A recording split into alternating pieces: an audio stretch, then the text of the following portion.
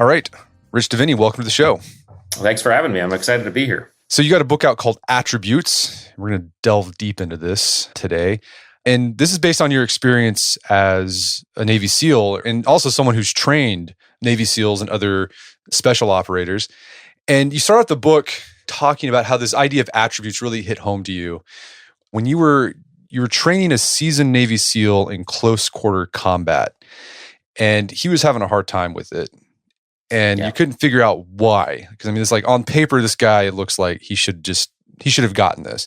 But then you kind of had this real, this epiphany that I was looking at the wrong thing. So walk us through that story, and how did this lead you to this idea of what you call attributes?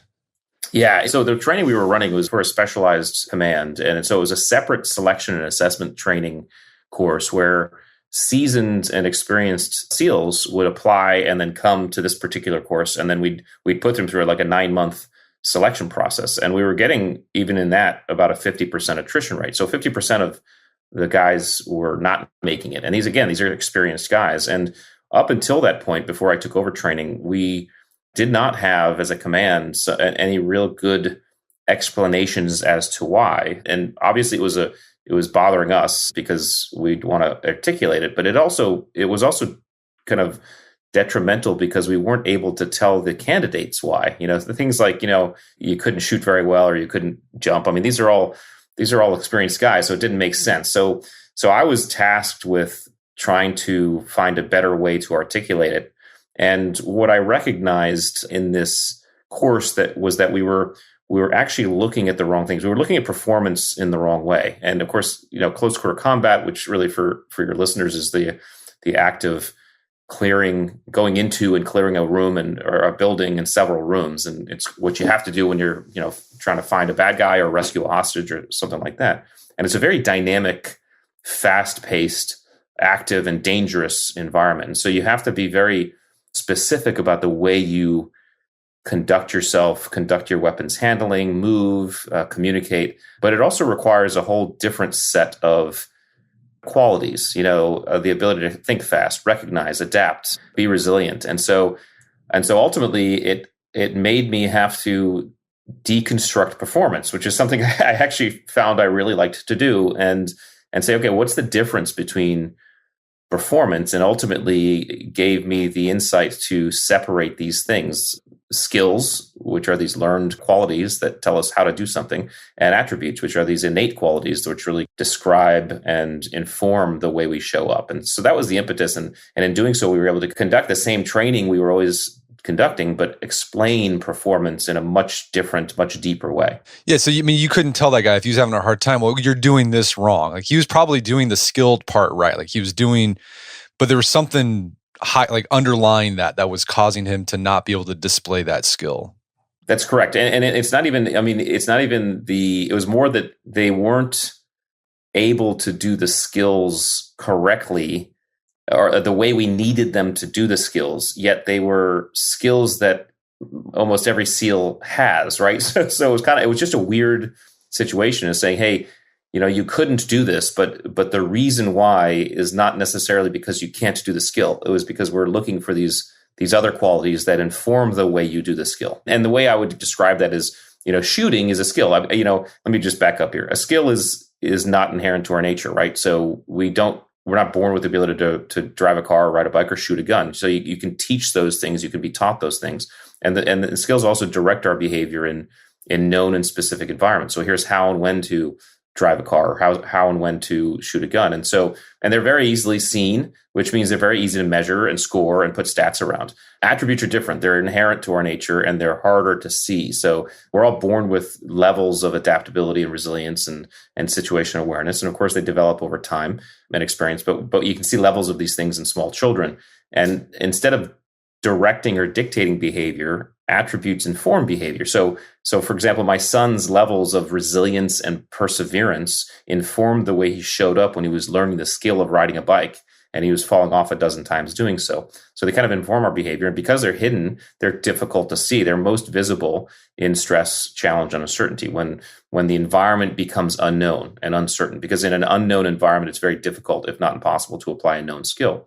And so in separating that, what we recognize is that, you can teach people skills, but you can't necessarily teach people attributes. And in this environment of CQC, sure, we could teach a guy how to shoot a gun and hit a target, but what we couldn't necessarily teach is how to run into a room and rapidly assess the environment within milliseconds, understand who's bad and who's not, and then put a precise bullet where the bullet needed to go, all happening within milliseconds, right? And so we were in an environment where attributes became very, very important, and everybody showing up to the training had the skills, but we just needed to see those skills conducted at a level where the attributes were predominant. And one thing you argue in the book, the whole thing about focusing on attributes is about getting improved performance quality. Yeah. And you make this distinction in performance between performing optimally and peak performance. I think most people, they go, oh, you got to go for peak performance. But you make this case, well, maybe sometimes, but usually not. What's the difference between optimum and peak performance? Yeah, optimal performance just gives us a much broader way to look at performance holistically. I mean, peak is great, but what people have to understand about peak is it's an apex. That's all it is. And from any apex, all you can go is down, right? So, and peak often has to be prepared for and scheduled and planned, right? The pro football player spends his entire week planning and preparing so that he may peak for 3 hours on Sunday, right? And so when you think about performance, SEALs, and I think this applies to life, but SEALs really, people always say, well, SEALs are the best performing peak performers, right? And I said, well, that's not really true, because SEALs are more optimal performers. Optimal performance tells us that, and recognizes the fact that, it means how can I do the very best I can in the moment, whatever the best looks like in that moment, right? So sometimes that looks like peak performance. It's like, okay, everything's clicking, there's flow states, it's awesome, right? But sometimes the best we can do in the moment is like, I am head down, I'm grinding it out, I'm taking step by step, right? That's all I got. It's ugly, it's dirty, it's gritty, but that's all I got. And that is optimal performance as well. And so looking at performance from an optimal aspect allows us to do a couple of things. It allows us to both, well, first, pat ourselves on the back when we're just grinding it out and it's dirty and it's ugly and it's gritty and it doesn't feel that good, but we're just moving, right? Which, by the way, is how a lot of SEAL missions go. I mean, we sometimes finish missions and be like, man, that was really ugly. I mean, we got the job done, but that was not pretty at all, right? We were doing the best we could in the moment with what we had. But more importantly, it also allows us to modulate our energy as we move through our experience, our day, or whatever it is, right? Because I don't need to be peak when I'm driving to the grocery store. I can kind of modulate my energy down and be almost in a recovery mode if I want to. And so if we think about performance much more broadly in the optimal sense, it allows us to understand how to effectively move throughout our day. And then it gives us the opportunity to also kind of peak on demand, because I'm saving up my energy, or I'm charging my battery when I need to, so that when peak is required, I peak. So there's nothing wrong with peak performance. It's just only one aspect of performance. And I think optimal performance speaks to the entire broad sense of performance overall. All right, so let's dig into these attributes that allow us to perform optimally. In the book, you highlight, it's 22 attributes, and you organize them into groups. First group is grit attributes, then there's mental acuity attributes, drive attributes, leadership attributes, and teamability. Let's start with grit. Yeah. How do you define grit broadly? And then what attributes make up grit? And I mean, the other question is, like, can you develop? I mean, so we talk about attributes being innate. This would be a good chance to say, well, can we also develop these? So let's start there. Like, what's grit and what are the grit attributes? Yeah, grit is, so people, a lot of people think of grit as its own attribute, and it's really not. It's a combination of things. And so grit speaks to our ability to push through and charge through acute challenges and obstacles, right? And what it is a combination of things that allow us to do that are baked and catalyzed. And so the grit attributes are four attributes. It's courage, it's perseverance, it's adaptability, and it's resilience. Those four things kind of blended and catalyzed make up grit. They are the result of those things is in fact grit, your ability to kind of push through. And so again, we don't have to have high levels of all of them, but all of them have to exist if someone is going to consider themselves gritty per se. But again, grit really speaks to that more acute challenge and stress. Whereas, kind of moving, I'll skip over the mental acuity just for a second, but the drive attributes, on the other hand, speak to our ability to set and pursue and achieve these long-term type goals, right? So drive speaks to more of the long-term type goal, whereas grit is more acute. Well, let's dig deep into some of these grit attributes. Like take perseverance, for example. Like what does that look like? And is it possible to develop that? And if so, like what can you do to develop it? Yeah. So let me answer that second part first, because we can develop any attribute that we want to. We just can't do it the same way we can do a skill. And a good kind of the back of the envelope test to determine whether or not it's an attribute or a skill, because they get conflated all the time, is to ask yourself, can I teach it or can it be taught? If the answer is yes, it's probably a skill. If the answer is no, it's probably an attribute, right? So like I gave the example, I could take you out to the range if you wanted to say, he said, Rich, I want to learn how to shoot a pistol and hit a bullseye, every time. Well, I could take you out to the range and do that. I could teach you how to do that within a couple hours. I mean, that's a skill. Or you could say, hey, Rich, I want to learn how to be more patient or be more adaptable. Well, I can't teach you that, right? So to develop an attribute takes self-motivation, it takes self-direction, and it takes a willingness for that individual to deliberately step into environments that test and tease and develop that specific attribute, right? So if someone wants to develop their adaptability, they must deliberately find environments where their adaptability is tested so they can develop it. So that's one thing. Perseverance is a great one, and perseverance was fun to write about, because what I found is that it's a combination, in fact, of what I call sub attributes. And now we get a little bit complicated, but it's a combination of three things. It's a combination of persistence, tenacity, and fortitude. And the reason why I had to combine those three, and they're not separate, is because persistence and tenacity are in fact two different things. Persistence is the ability to kind of charge forth on solving a problem with a solution and just keep doing it, right? Keep at it over and over and over again until it works, right? This is another way to describe this is the stonecutter approach, right? The stonecutter taps that rock, and after 99 taps hasn't seen anything, and on that 100th tap the rock breaks, right? That's persistence. Tenacity is different. Tenacity is the ability to kind of try something, and if it doesn't work, move on to something else and try something else. So the car mechanic is tenacious, right? I'm going to try that. I'm going to check the belts. If it's not that, I'll check the spark plugs. If it's not that, I'll check the carburetor. So if a stone cutter, for example, were tenacious, that stone would never get carved, right, or cut. Whereas if the mechanic were persistent, you'd probably run up your bill would probably run up, and you'd never get the problem solved, right? So perseverance overall needs to be kind of a combination or balance of the two. We have to kind of understand what we're trying to do and understand what's going to work in that situation. And then fortitude really is kind of the mental toughness to be able to modulate between the two and push through. And so it's a combination of all three. And if someone is looking to develop their perseverance, the recommendation I would give them would be, okay, first understand, where do you fall on the scale of persistence and tenacity? You may be someone who's very persistent, but not enough tenacity, right? Or vice versa. And then, of course, where's your fortitude to kind of balance that all out? Those who are very, very impatient tend to be a little bit higher on the tenacity scale, whereas those who are very, very patient tend to be higher on the persistence. But we all know success requires a balance of the two, because depending on what you're doing, it might modulate and shift. I mean, what would be an example of something you could do to put yourself in so you could work on these attributes? This perseverance. Well, yeah, so that's great question, and it's a tough one to answer just because it's highly subjective, right? Because those challenges that I consider challenges as Rich Diviney are going to be different than the ones that you as Brett consider challenges, or some other person. So as someone who wants to practice perseverance, the recommendation is find tough stuff to do.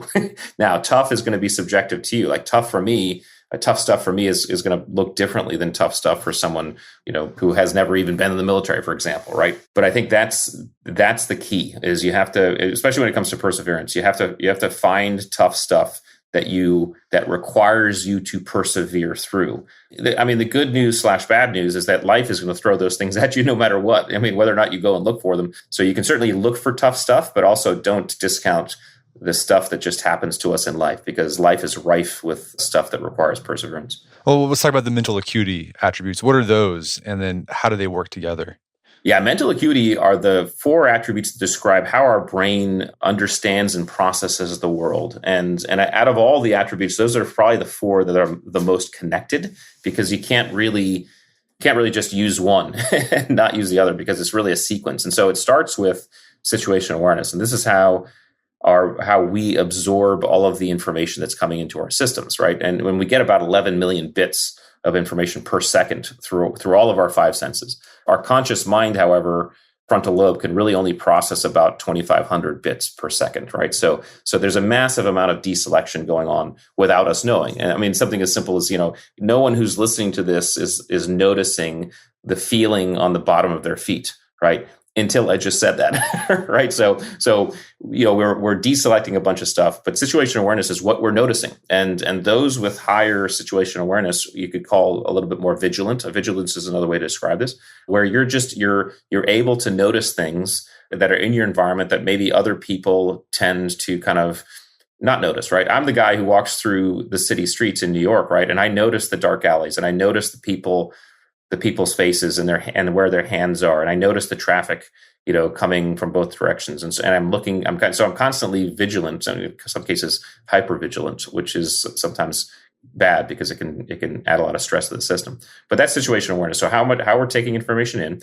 Then it comes compartmentalization. Once we have that information in our system, in our brains, how are we then assessing it in terms of how it's relevant to our current goal, right? From that assessment, how we're prioritizing that information. So what are those things that I need to focus on first, and then focus. What am I focusing on first, right? So that compartmentalization is a 3-step process that happens pretty darn quickly, all right? But it's still happening. We're doing that assessment. Those who are really, really good at compartmentalizing can do that pretty rapidly in dynamic environments and constantly maintain awareness of what they need to switch to. So compartmentalization is obviously a very, very necessary skill for a Navy SEAL, for example. You have to be able to block out what doesn't matter and only focus on what matters. And this includes if the environment, there are miserable things about the environment that do not have anything to do with your current objective or goal, you're able to block that out and move past it, right? Then comes task switching, which is really ultimately what people think of as multitasking. But multitasking, as we know,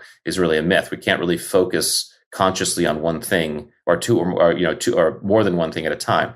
A great example would be driving a car and listening to a podcast, right? Most people say, well, I can do that, but it doesn't count if you've relegated that activity, whatever you're doing, to your unconscious, right? We're able to drive a car and listen to a podcast because we don't have to think about driving the car. However, if we're driving the car, listening to a podcast, and someone swerves in front of us and we have to swerve out of the way and do some evasive maneuvers, it's guaranteed that you're going to have to rewind that last 15 seconds of the podcast because your brain just switched. So that's task switching. And those people who are pretty good at or high on task switching can very effectively hop mentally between contexts and categories. They can go from, really quite simply, they can go from an email to a phone call to a text message to a conversation, right? And they can make those hops pretty efficiently, and it doesn't really screw them up. And then there are people who really can't. It's tough when they're in something and they get pulled away. It's tough for them to get back in. So again, no judgment is really where you fall.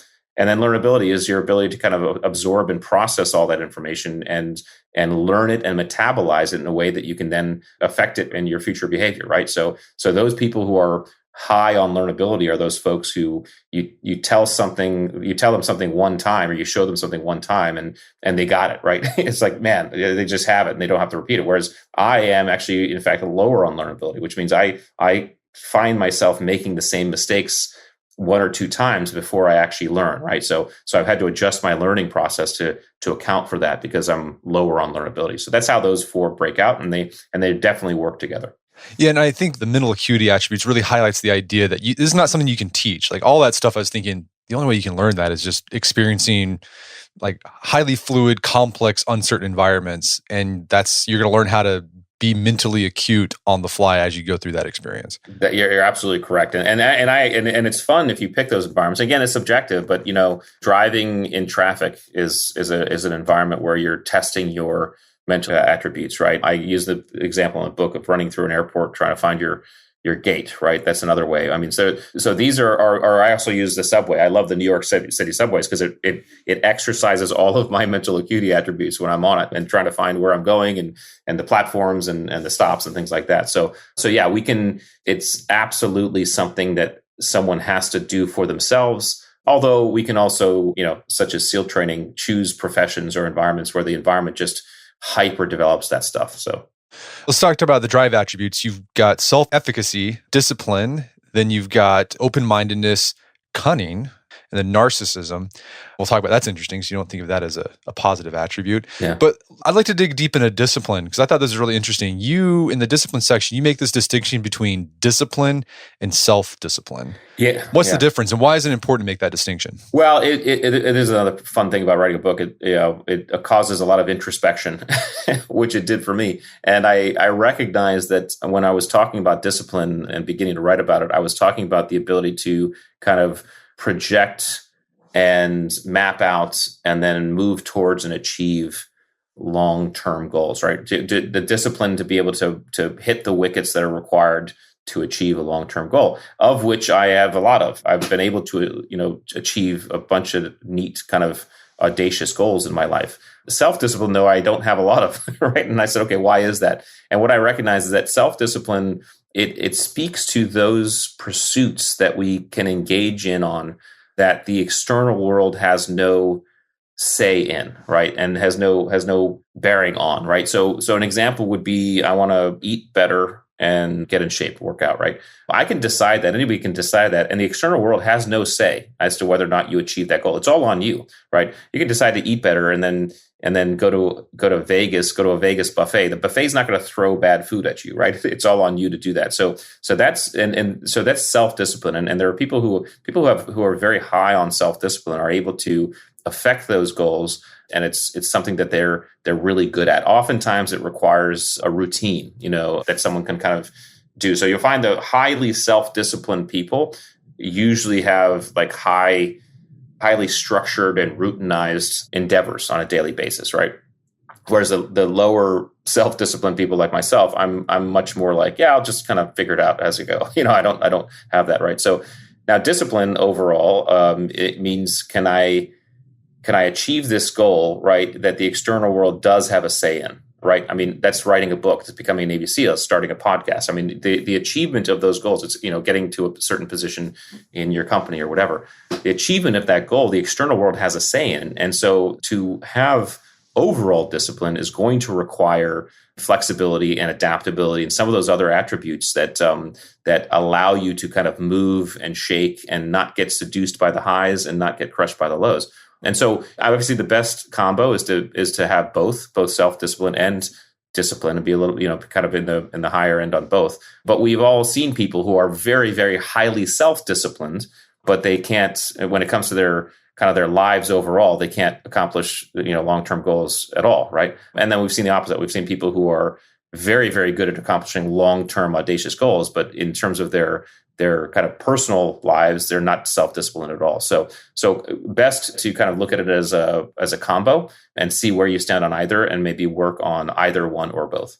This made me think of, as I was reading your book, as I was reading this book, I was also reading another book that you ready for a podcast about Jake McNeese and the Filthy 13 from World War II. There's they're this demolition squad from part of the 101. And these guys had no self-discipline. Like none. They didn't like to salute. They didn't like to do formation. They were just dirty, filthy, gross, drunk all the time, getting in fights.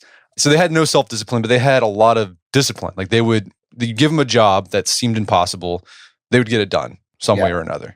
Yeah. It's a great example. And again, you could say some spec ops units and SEALs have been accused of that. In fact, almost exactly that is like, kind of gritty, dirty, don't salute, like kind of the lower grooming standards, but when the job comes down, they will get the job done, and they will be disciplined in their pursuit of getting that done, and they will adapt. And again, if you are someone who's highly self-disciplined, it probably means that you really like routine and you really like structure.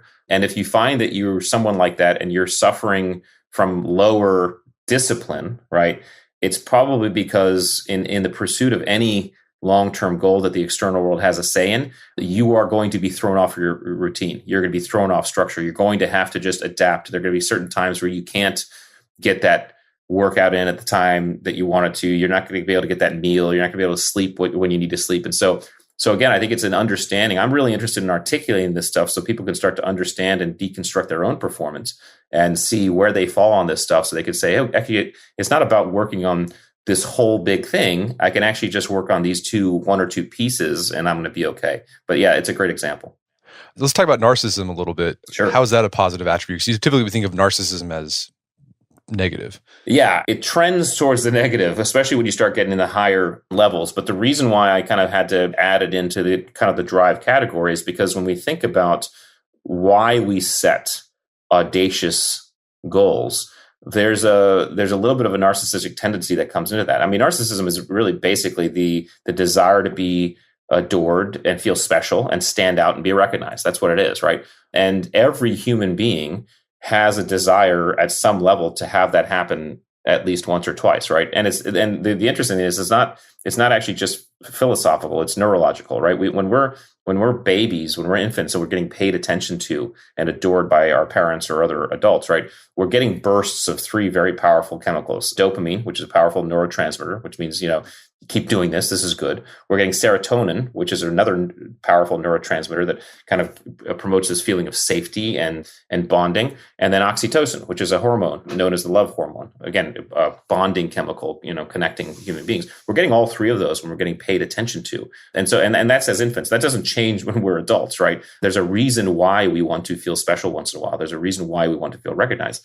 And so there's a little bit of narcissism in that. And I kind of joke, and my buddies and I joke about this. Why did we all become Navy SEALs, at 18 or 22 years old? Sure, we were all patriots. Sure, we love our country and we wanted to, serve our country. But it's also because we wanted to be badasses, right? We wanted to see if we could do it. We could see if we could do something that very few people could do. That's a little bit of a hint of narcissism speaking. And so the idea is, of course, too much narcissism is bad, right? And the DSM-5, which is kind of like the psychology Bible, will outline, I think it's nine criteria for narcissistic personality disorder. And if you read those 9 things, I think it's, if you have 5 or more, you have the disorder, right? And so I was reading through these 9 things, and of course I didn't have 5 or more, and I'm not even sure I had all of each one, but there were certain things I read. I was like, well, I'm sometimes like that. I sometimes feel that way. And so I had to really kind of, again, introspect and be honest with myself about the fact that sometimes we set and move towards audacious goals because of a little bit of narcissism in us. And so if you metabolize it correctly, it can be an incredible driver. And that's why I wrote about it as an attribute. Right. People always say, like, you can't want to be president of the United States unless you're a little bit of a narcissist. Totally. Right. So let's talk about leadership attributes. That includes things like empathy, selflessness, authenticity, decisiveness, and accountability. And the one that really spoke to me, I think it's interesting. I'm sure you get this all the time. As people read your book, they're like, well, that one spoke to me more than the other ones. Yeah. The decisiveness one spoke to me for some reason. In that section, you make the distinction between being able to make a good decision and being decisive. What's that distinction? Yeah, I mean, the distinction is speed and efficiency, right? Decisiveness is really an external expression of our mental acuity attributes, and more specifically, like, I guess, compartmentalization. It's our ability to kind of assess information, prioritize, how that information kind of falls into place, and then focus, make a decision on something and focus. Decisiveness is the external expression. It's now you're dealing with things that are coming at you, and one's ability to say, okay, out of what's going on and the information that I have, how can I make and begin to act on a decision?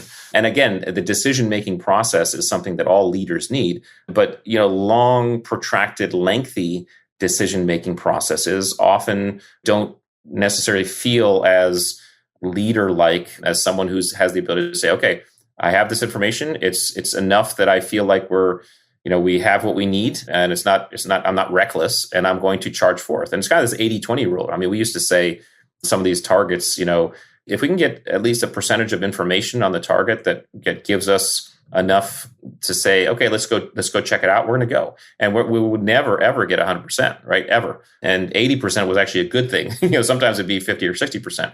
But what is that percentage of information that allows you to feel comfortable enough to say, okay, that's all I need. I'm not being reckless. I'm going to make a decision and I'm going to push forth. And again, we have to remember, when it comes to decisiveness, a decision can be final, but not permanent, right? The decisive person understands that when I make a decision, I'm going to act on it. It's a final decision, which means I'm going to act on it and move congruently to what I just decided. However, if as I implement that decision, I start moving forward, I find that it was the wrong decision, or there's a different, better way, it's not permanent. I can change. I can make another decision, which takes a little bit of accountability as well. I think decisiveness and accountability actually work in tandem when they're working properly. Any examples from military history where you think indecisiveness cost a military unit?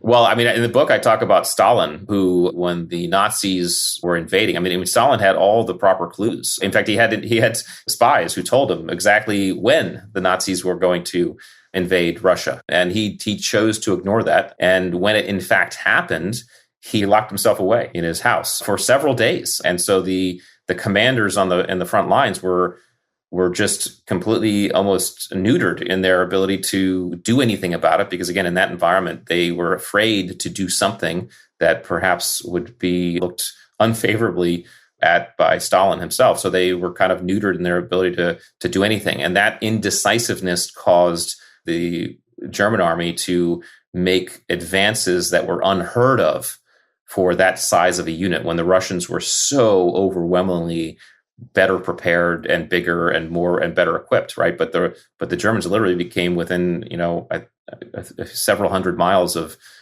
Moscow, right? Before it was really the winter that stopped them. So that's a great example in history of indecisiveness almost costing a nation. So teamability attributes, move on to that. You include integrity, conscientiousness, humility, and humor. So let's talk about humility. This is coming from a SEAL. And I think most people, when they think of SEALs, they think of these sort of hard-charging guys with swagger and beards. But you note that the best SEALs are usually the most humble SEALs. So what does like swaggering SEAL humility look like?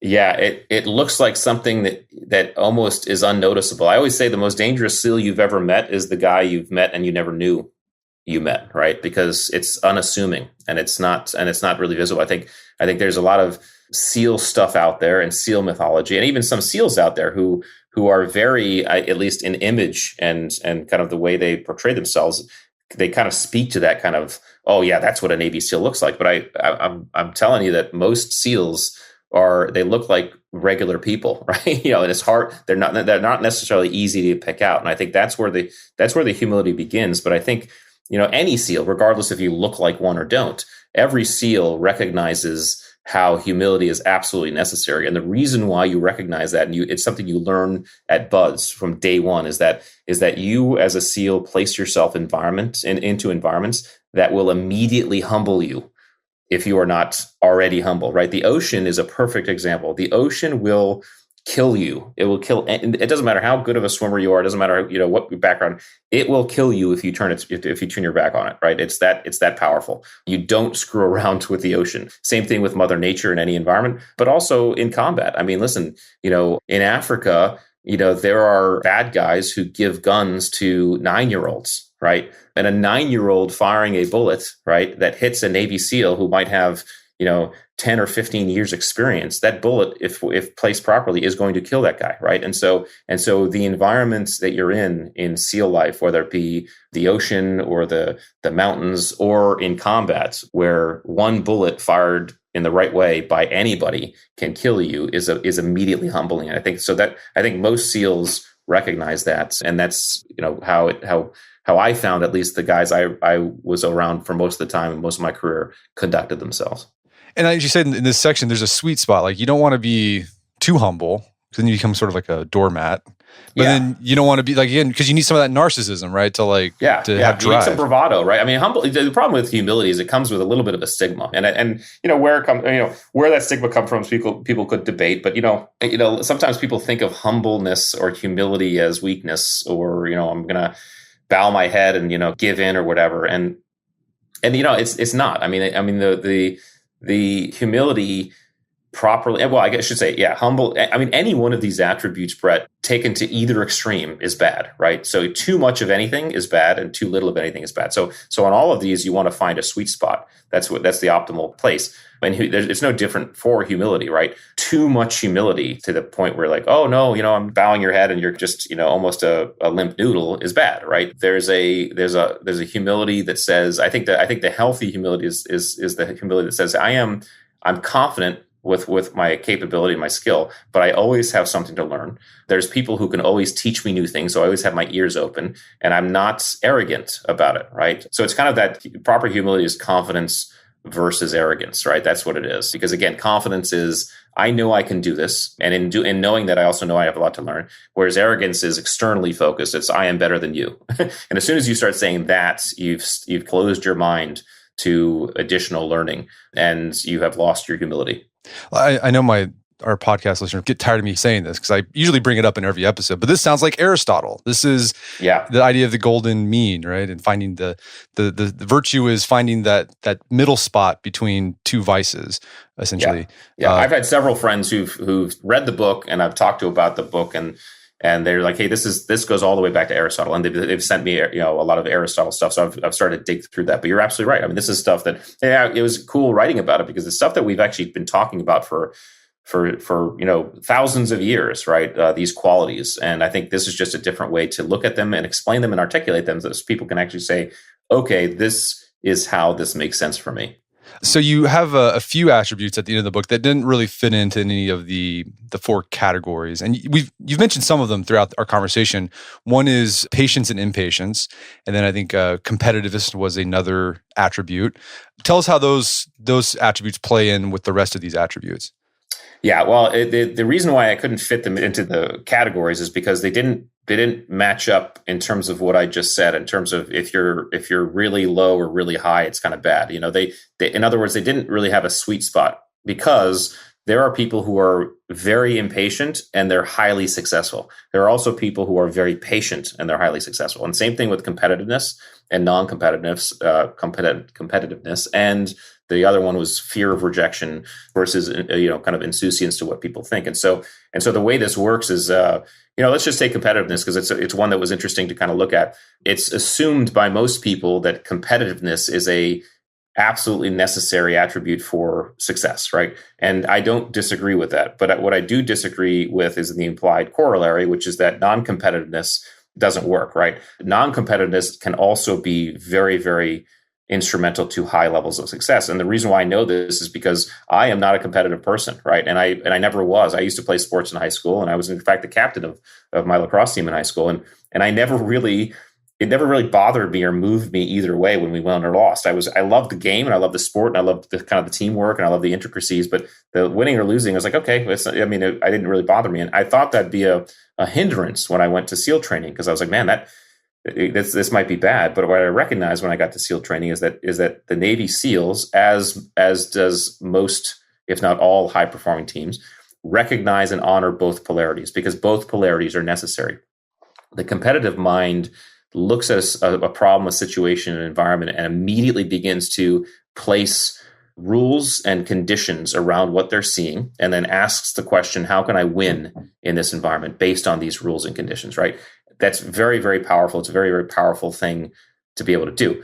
But the non-competitive mind might look at the same situation and say, okay, I don't care about the rules. As far as I'm concerned, there are no rules. I don't really want to go down the line on this one. How do we work? How do we find a way that's completely goes around it or does something different, right? That also can be a very powerful success mechanism, right? And in the SEAL teams, especially when we're looking at complex operations, here's a mission. We have to accomplish this mission. It's really beneficial to have both polarities on a team because one will look at us, what are the rules around here? How can we win? What might be the best way? And the other minds are saying, okay, what's a way we can think about this completely differently? And so all teams will benefit from both polarities, which is why I put them in the chapter where I talk about these others. So how do you figure out what your attributes are? So we've talked about all of them. Is it just a matter of self-reflection, or do you need like a third party to sort of triangulate? Because you might think, well, I'm gritty, I've got grit, but really you don't. So what does that look like, figuring out what your attributes that you have? Yeah, it can come in different forms, right? So there has to be some introspection, but it has to be honest introspection. And one of the ways we can do that is to look back at those times in our lives where we were inside of challenge, uncertainty, and stress, and kind of autopsy how we performed, right? The environment was changing around me and it was outside my control and it felt really hard and bad. Well, that might give a clue as to your adaptability levels. Your adaptability might be a little bit lower, right? So that's one place is to autopsy. Our loved ones who know us very well or our teammates who we've been through shared challenge with can help us distinguish those. And then just throwing ourselves into new challenging environments, we can start to distinguish. So the key is to know that, first of all, we all have all of the attributes. Okay, the difference in all of us and each one of us is really the extent to which we have each one, right? So I talk about adaptability as the example. If 10 is high and 1 is low, I'm probably a level 8 on adaptability, which means when the environment changes around me outside of my control, I am pretty good. It's fairly easy for me to kind of go with the flow and flex, right? Someone else might be a level 3, which means the same thing happens to them. It's difficult for them to go with the flow and flex. They're still adaptable. It's just difficult, right? So if we were to line all these attributes up on a wall like dimmer switches, all of our dimmer switches would be at different positions. And that if we connect the dots, all of our lines would look differently. And so this is the first thing we have to recognize. The second thing we have to recognize is that we don't have to have the perfect amount of all the attributes. In fact, that's impossible. Okay. And there's no judgment to where we fall on that scale, right? But then the specific niches we're in require certain attributes and others don't, right? The stand-up comic doesn't necessarily need to have a lot of the leadership attributes, right? Because it's a pretty self-directed profession. And I would say, like, take something as, a specific one like empathy. If the stand-up comic is a little bit lower in empathy, that's probably a good thing, because too much empathy is going to affect his routine. I mean, how can you find the funny at a funeral if you're too empathetic, right? So the idea is to start thinking about this in a way like, how do I show up, right? In reading the book, you get a sense of how of kind of what these attributes mean. I know on the website, we've developed an assessment tool that allows someone to go in and get a score as to where they fall on the grit attributes, the mental acuity attributes, and the drive attributes. So they can kind of see, as compared to a big data pool that we got information from, where they fall, like on adaptability or situation awareness. But then to take those scores and say, okay, what does that mean, and how does that fit into my true experience? Does that make sense? Does it not make sense? And do that diligence. And the idea, I guess, ultimately, the way to think about this is that we're all, as human beings, we're all humans, right? But we're kind of like automobiles, right? Some of us are Jeeps, some of us are Ferraris, and some of us are SUVs, right? But there's no judgment there, because the Jeep can do things the Ferrari can't do, and the Ferrari can do things the Jeep can't do. And it behooves us to kind of lift our hood and figure out what our engine looks like, because we may, in fact, be a Jeep that's trying to run on a Ferrari track, or it might be a Ferrari that's trying to run on a Jeep track. And again, if that's our choice, there's nothing wrong with that. I mean, we might say, you know what, I want to take my Jeep and get to on a Jeep track. But even if you're a Jeep that wants to run on a Ferrari track, what that allows you to do is say, okay, as a Jeep running on a Ferrari track, what are those attributes that I need to now actively develop so I can be a better Jeep running on this Ferrari track? And I think that's the real power of being able to start to understand and deconstruct this for yourself. Yeah, it helps you figure out your fit. And I mean, going back to that guy you were training at the very beginning we were talking about at the very beginning of the podcast, like at first when he got rejected, he was really bummed. But later on, he figured out, but then afterwards you told him, like, here's what you're lacking. Right. But he also, like, here's what you have. Here are the attributes you do have. Find something within the organization that fits that. And he did that, and he had a really flourishing, fulfilling career. That's right. Yeah. And that knowledge allows you to kind of just, tweak yourself. Because again, even in the performance enhancement space, there's so many different tweaks and techniques and gimmicks to enhance performance that are out there, right? And some of them are phenomenal. Some of them are probably not that good. But if you pick the wrong thing, it's, they don't all work for all people, right? If you try to put a nitrous oxide booster on a Jeep engine, it's probably not going to go very well, right? So you have to, just by understanding your own system, you can in fact also start to understand what's out there that can help you improve your system. And that's important too. Well, Rich, this has been a great conversation. Where can people go to learn more about the book and your work?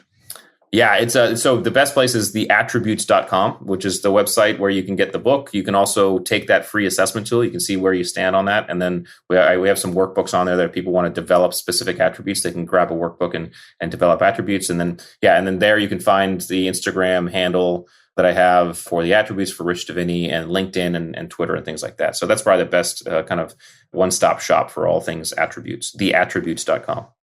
Fantastic. Rich Diviney, thanks for your time. It's been a pleasure. Thank you for having me. It's been a pleasure to be here. So I appreciate it. My guest today was Rich Diviney. He's the author of the book, The Attributes. It's available on Amazon.com and bookstores everywhere. You can find out more information about the book at his website, theattributes.com. Also, check out our show notes at aom.is/attributes, where you can find links to resources where you can delve deeper into this topic.